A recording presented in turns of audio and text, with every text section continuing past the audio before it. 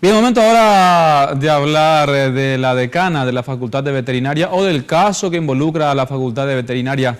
Recuerdan ustedes el caso de brote de brucelosis que afectó a varios alumnos y también se supone podría afectar a aquellas personas que terminaron comprando leche de cabra contaminada. Esa al menos la presunción que tiene la Fiscalía. Por eso, de hecho, ya imputó a la decana. Nuestro compañero Ricardo Roa tiene más detalles porque se presentó ella a prestar declaración ante el Ministerio Público y posteriormente a eso, bueno, deciden su imputación. Ricardo.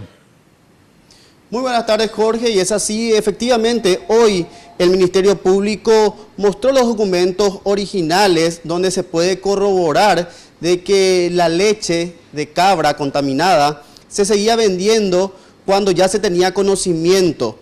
Estamos hablando de las fechas 6 y 10 de octubre.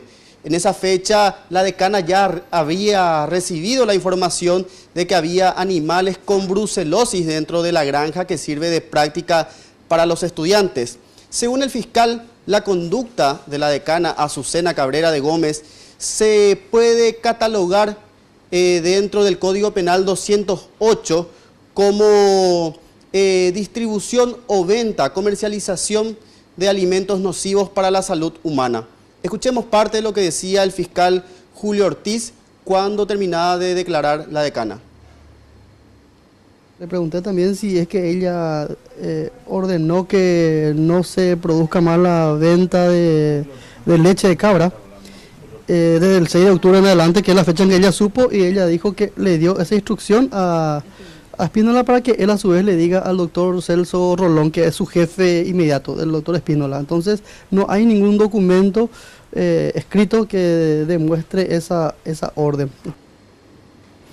El abogado explicaba cuál fue el testimonio que brindó la decana al fiscal y podemos entender que prácticamente se lavaba las manos y tiró toda la responsabilidad al jefe de división de caprinos.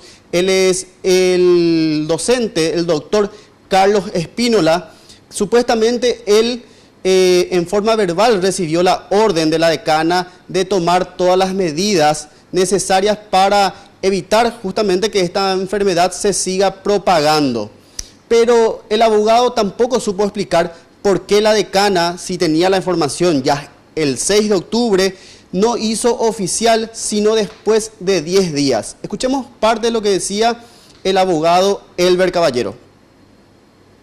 Ella oficialmente tuvo conocimiento el 6 de octubre recién. Sí. ¿Y antes quién tuvo conocimiento? ¿Espínola y no le pasó? Conocemos eso, señorita, porque los jefes en la Facultad de Veterinaria, como en cada unidad académica, hay un organigrama y la responsabilidad de cada jefe de división, de departamento, en base al rol que cada uno cumple. El jefe de división era el encargado de tomar las medidas y las precauciones y de informar si es que había una sospecha con relación a eso.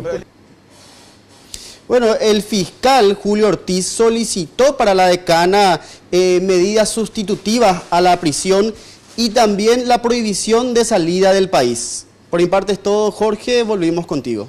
Bien, gracias Ricardo. Habría que ver ahora en todo caso qué hace la Universidad Nacional de Asunción, ¿no? Considerando este nuevo panorama que se abre en torno al caso brucelosis con la imputación de la decana de Veterinaria.